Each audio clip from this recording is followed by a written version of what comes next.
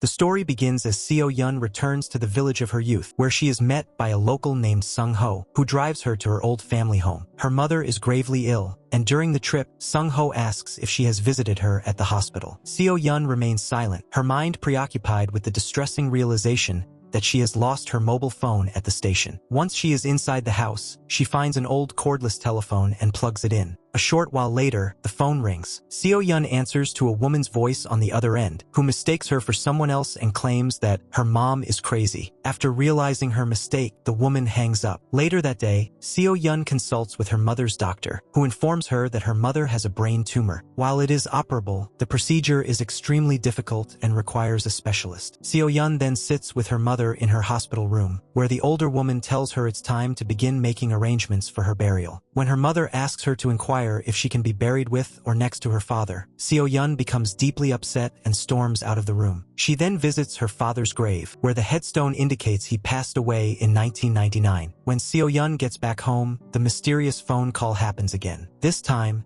she grasps a chilling fact. The woman on the other end is calling from within the very same house. That night, she is startled awake by a loud clatter. It's just a photograph that has fallen from its hook. As she attempts to hang it back up, she discovers the wall it was on is a facade, concealing the existence of an entirely different room. After breaking down the fake wall, she explores the hidden space with a flashlight and finds a box filled with various items, including a girl's journal. While flipping through its pages, a photograph of the girl drops out. Seo-Yeon shows the picture to Sung-ho, who identifies the girl as Young-Sook. He explains that the house used to belong to her stepmother, who was a type of shaman. After sharing this minimal information, he feigns a lapse in memory. Seo-Yeon examines the photo and sees it's dated 1999. On her way home, she passes a store named Soon-hee, the very name her mysterious caller had been asking about. That evening, another call comes through. This time, the woman on the other side is screaming frantically until she is evidently dragged away from the phone by her stepmom. Seo-Yeon learns a struggle ensued where the stepmom tried to burn Young-Sook, resulting in a fire that broke out in the very room Seo-Yeon had previously discovered. In her own time, Seo-Yeon can see the evidence through the opening she made, witnessing smoke and the crackling of fire on the stairs. Sometime later, the phone rings yet again. Seo-Yeon tells the woman she knows she is Young-Sook and that she found her photo, dated November 26, 1999. Young-Sook insists it is only the 18th. To prove the time difference, Seo-Yeon reads a passage from Young-Sook's journal from the previous day. Young-Sook checks her own writing, confirms it's identical,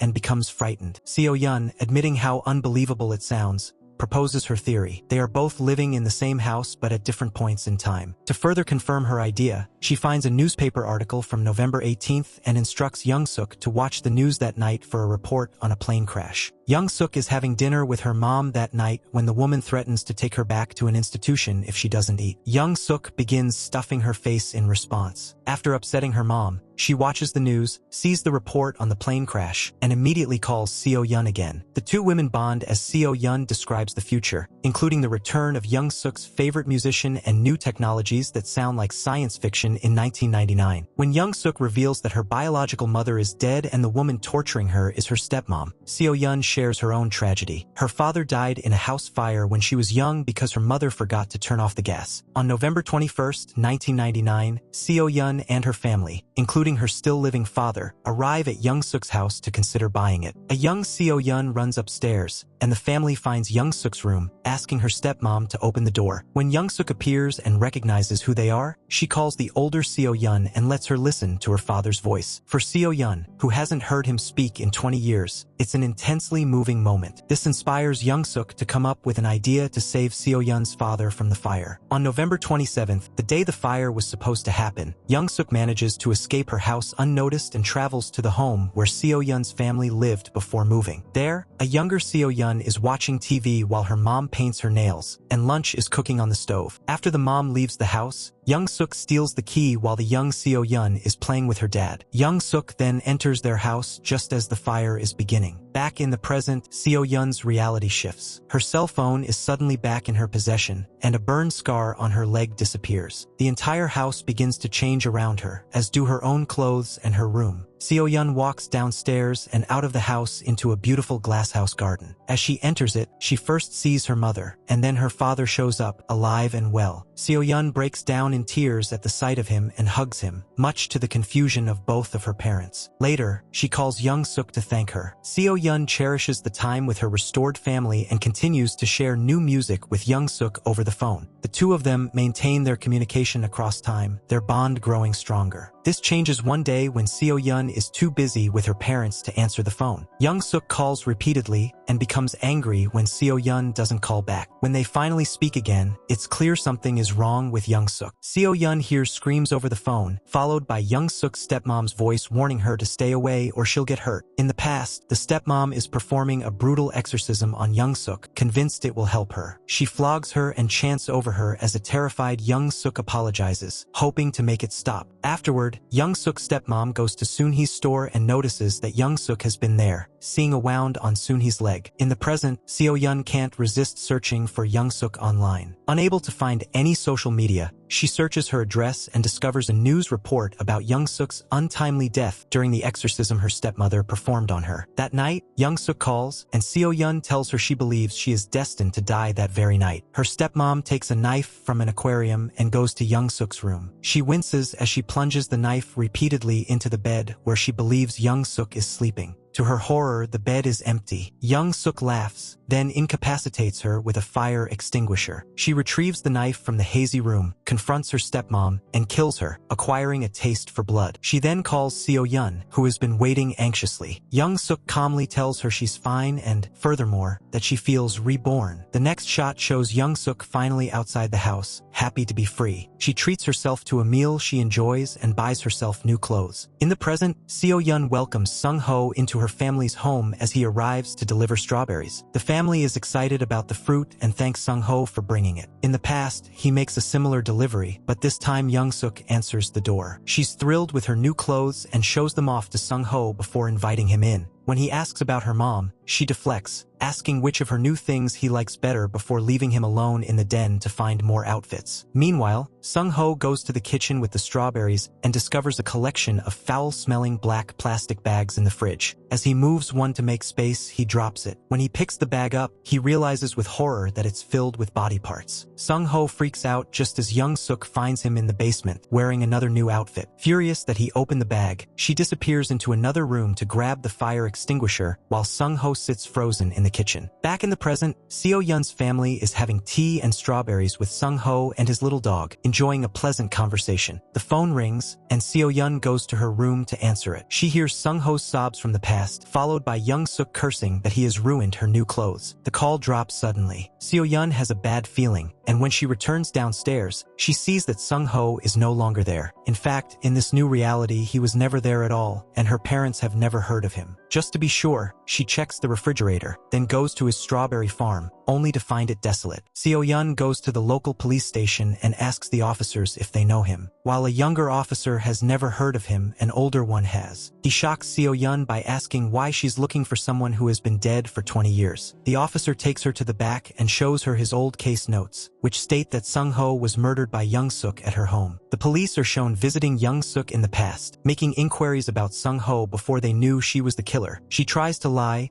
but one of the cops, the same older officer from the future, notices the discrepancies in her story. Young-Sook claims she doesn't know him and that her mom isn't there to ask, but the officer points out the strawberry delivery in the house. She lies again to cover her tracks, but the cop knows she isn't being truthful and takes notes, making her nervous. Young-Sook blurts out something about a murder in the village, but the officer, though suspicious, eventually leaves. Older Seo-Yeon then finds and speaks to Soon-Hee, the shop owner, to ask what really happened. Soon-Hee explains she once thought Young-Sook was a well-behaved girl who would listen to her talk for hours. She would sneak snacks to her, until one day Young-Sook hurt her badly. Soon-Hee states that if it weren't for Young-Sook's stepmom intervening, she would have been killed. Later, Young-Sook calls Seo-Yeon while thawing out a body part from her fridge. Seo-Yeon answers and immediately asks if she killed Sung-Ho. Young-Sook lies, so Seo-Yeon reads her a future newspaper headline detailing her arrest as a serial killer and her life sentence. sentence. The prospect of life in prison makes Young-Sook drop the act, confirming to Seo-Yeon that she did kill the strawberry farmer. Young-Sook then starts questioning Seo-Yeon about how the police found out, telling her she will need to find out how it happened so she can prevent her own capture. She reminds Seo-Yeon of what she did for her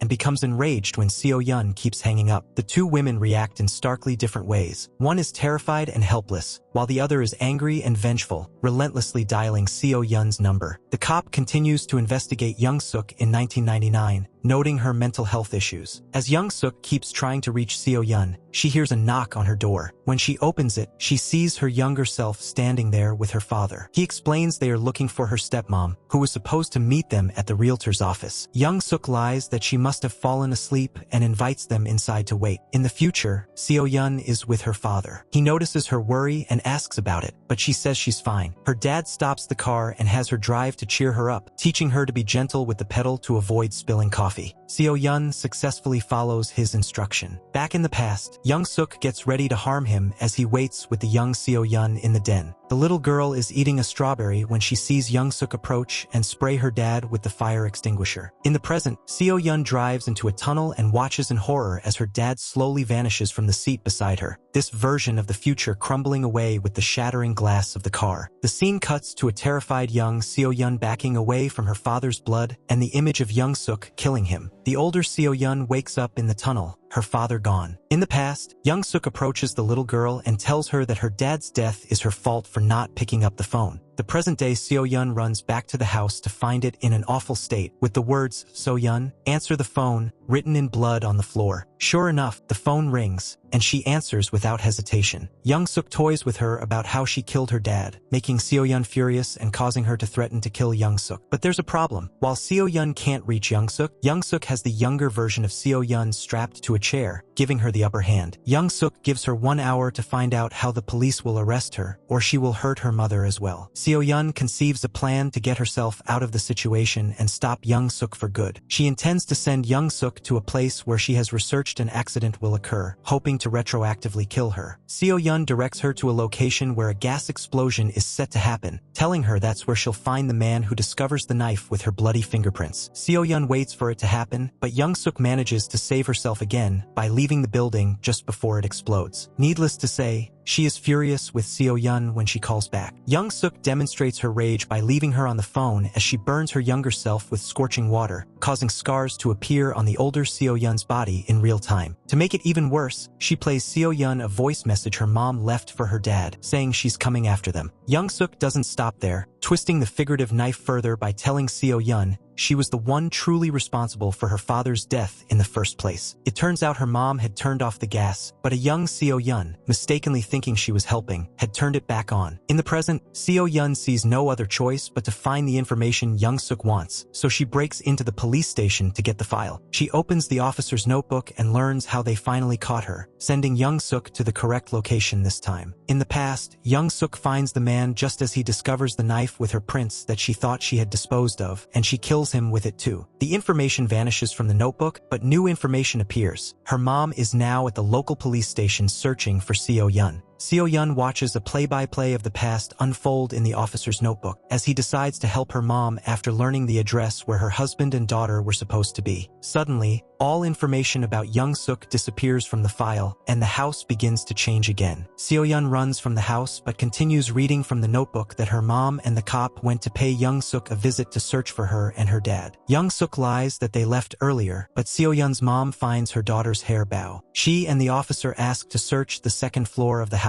but find nothing. Meanwhile, when Seo-Yeon returns to the house in the future, she discovers that Young-Sook has had a particularly prolific career as a serial killer. She goes down into the hidden room she found at the beginning of the movie and finds the phone there. In the past, Seo-Yeon's mom gets the idea to call her husband's phone to check if he's there. The mom uses Young-Sook's phone to make the call, but instead of reaching her husband, she connects with her daughter in the future, screaming at her to get out of the house. Simultaneously, Young-Sook hits the mother over the head, and the line is broken. In the past, Young-Sook kills the officer in front of Seo-Yeon's mom and demands the phone. The older Young-Sook taunts Seo-Yeon in the present as her younger self calls her on the phone. The women struggle for the phone until the mother knocks Young-Sook out and grabs it. A simultaneous chase erupts in both the past and the present, with Young-Sook pursuing Seo-Yeon and her mother across both timelines. They both hide in the same room as the homicidal maniac slams against the door. Suddenly, the phone rings. It's Seo-Yeon's mom trying to call the police. Seo-Yeon from the future tells her to calm down and find a weapon. The woman finds a fire extinguisher, removes the safety pin, and waits for Young-Sook to open the door. Unfortunately, the Young-Sook from the past has the devious idea to lure the mom out by placing her child in front of the door, calling for her. Young-Sook attacks her with a knife as her older self gets closer to breaking into the room with Seo-Yeon. Before Young-Sook can stab her mom in the past, she grabs the knife and they struggle for it. Seo-Yeon from the future sees blood from the struggle appear on the walls as Young-Sook finally comes into her room. However, in the past, Seo-Yeon's mom tackles Young-Sook before she can strike the child, and they both fall over the railing. The older version of Young-Sook vanishes from the future, and Seo-Yeon finds herself alone in the desolate house. Later, Seo-Yeon runs to the graveyard, believing her mom is also dead, but the woman appears there as well, smiling and asking her why she's crying. Seo-Yeon is overjoyed to have her mom still alive and realizes how great she truly is. And that brings us to the end of the movie. I hope you guys enjoyed it. If you did, don't forget to like the video and subscribe to the channel for more. See you in the next one.